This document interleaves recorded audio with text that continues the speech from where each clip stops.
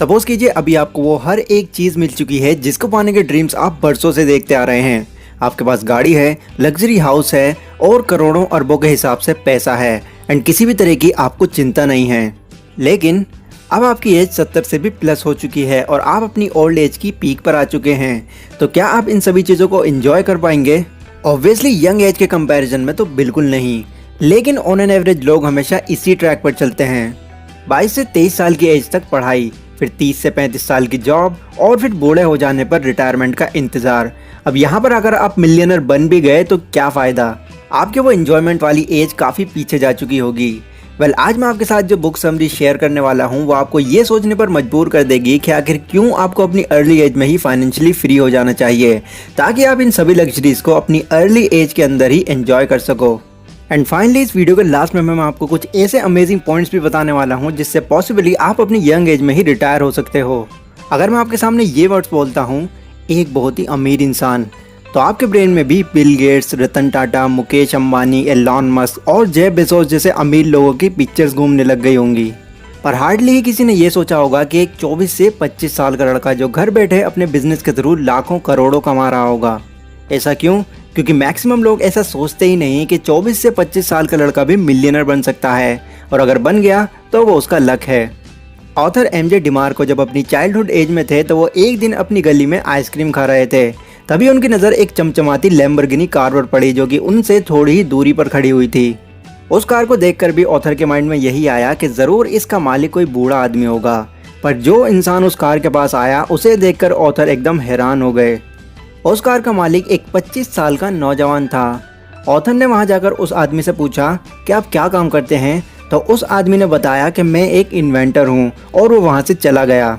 बस तभी से ही ऑथर को ये यकीन हो गया कि कम एज में भी अमीर बनना पॉसिबल है। उसके बाद उन्होंने इस बारे में बहुत रिसर्च करी, कई अलग अलग बुक्स पढ़ी, लोगों के बारे में जाना, जिसके बाद उनको ये पता चला कि इस दुनिया में लोग सिर्फ 3 तरह के रास्तों पर चलते हैं, जिनमें से पहला है साइड वॉक, दूसरा है स्लो लेन और तीसरा है फास्ट लेन। तो चलिए एक एक करके हम तीनों के बारे में जानते हैं। तो सबसे पहले आते हैं साइड वॉक पर चलने वाले लोग, जिनको साइड वॉकर्स भी कहते हैं। अब ये वो लोग होते हैं जिनका अपने पैसों पर कोई कंट्रोल नहीं होता। इनके हिसाब से जो कुछ है बस आज ही आज है, कल तो है ही नहीं। ना कोई फाइनेंशियल प्लानिंग, ना ही कोई फाइनेंशियल गोल। ये लोग हमेशा सैलरी टू सैलरी पर ही काम करते हैं। मतलब जब भी उनको सैलरी मिलती है तो ये लोग दिल खोलकर खर्चा करते हैं, और इतना खर्चा करते हैं कि दूसरी सैलरी आने तक इनके पास कुछ बचता ही नहीं। एंड अगर गलती से भी इनकी सैलरी रुक जाती है तो इनका दिवालिया निकल जाता है। इनका सिर्फ यही मानना होता है कि अमीर बनना सिर्फ एक लक है, वही अमीर बन पाता है जिसका लक अच्छा होता है। अब साइड वॉक में भी 2 कैटेगरी के लोग आते हैं। पहला है साइड रिच और दूसरा है साइड पुअर। साइड पुअर वही लोग हैं जिनके बारे में मैंने अभी आपको बताया। लेकिन साइड रिच वो लोग होते हैं जो कि हमें देखने में अमीर लगते हैं, बट एक्चुअल में उनकी सारी अमीरी सिर्फ शो ऑफ के लिए ही होती है। इनकी सैलरी अगर 40,000 भी होगी तो फिर भी ये 50 से 60,000 का फ़ोन खरीदेंगे, भले ही वो फ़ोन इनको फाइनेंस ही क्यों ना कराना पड़े। क्यों? क्योंकि लोगों के सामने इनको अमीर दिखना है। इन लोगों की फाइनेंशियल इंटेलिजेंस बिल्कुल ज़ीरो लेवल पर होती है।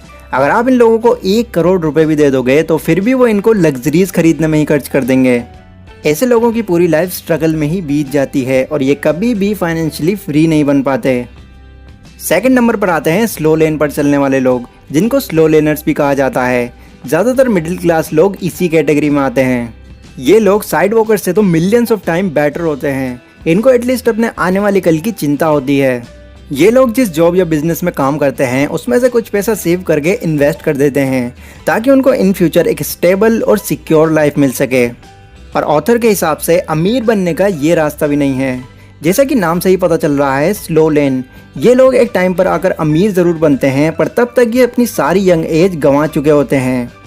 एग्जाम्पल, मान लीजिए आपको डॉक्टर बनना है, तो इसके लिए आपको इसकी पढ़ाई पूरी करनी पड़ेगी, जिसको पूरी करने के लिए लाखों रुपए खर्च हो जाते हैं। इवन कुछ बड़ी डिग्रीज़ के लिए तो करोड़ों भी। यहाँ पर हम मानकर चलते हैं कि 25 से 30 साल की एज में आपने अपनी पढ़ाई भी पूरी कर ली। अब इतनी एज हो जाने के बाद अगर आप किसी हॉस्पिटल में जॉब करते हैं या फिर आप अपना खुद का क्लिनिक भी खोलते हैं, तो यहाँ पर आप एटलीस्ट 25 से 30 सालों तक तो काम करोगे ही।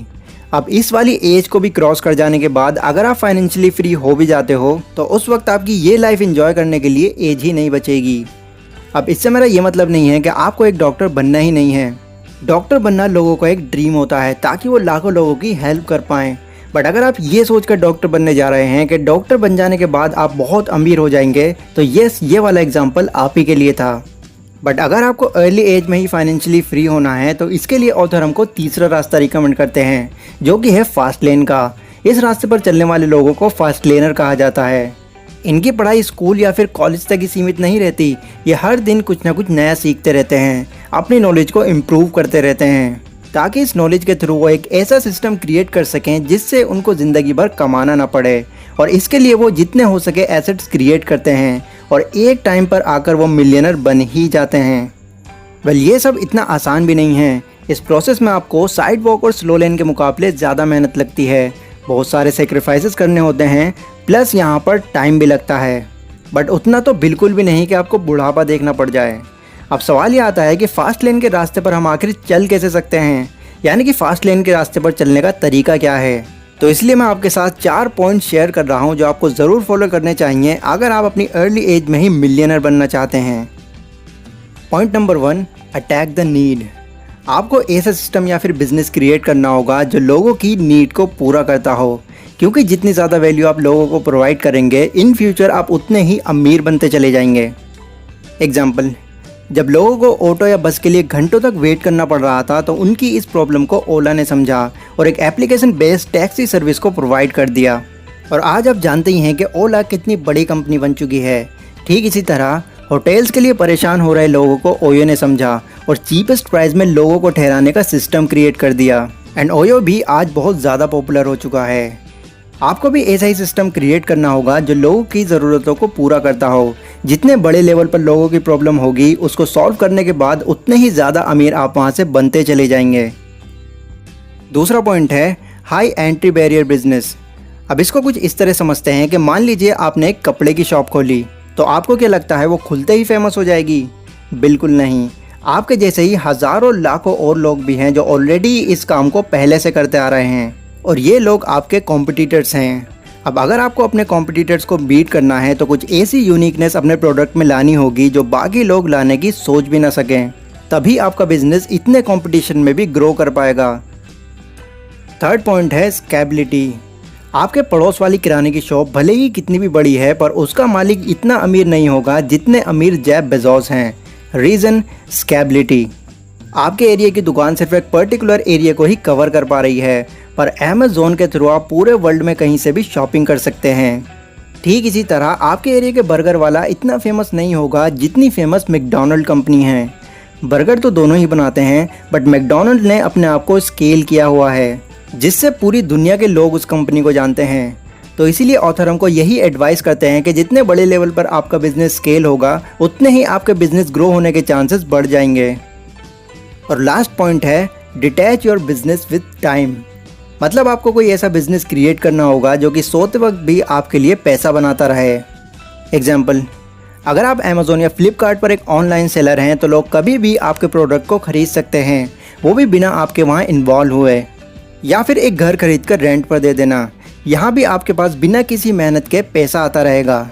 ठीक इसी तरह और भी काफ़ी सारे ऐसे एसेट्स हैं जो कि 24 आवर्स आपके लिए पैसा बनाते रहेंगे, वो भी आपके ज़्यादा बिना इन्वॉल्व हुए। जिनमें से टॉप 10 एसेट्स के बारे में मैंने एक वीडियो भी बनाई हुई है। इस वीडियो के ख़त्म होने के बाद आप ज़रूर चेकआउट करें। ये सभी बातें मैंने आपको एमजे डिमार्को की book the millionaire fast lane से बताई हैं।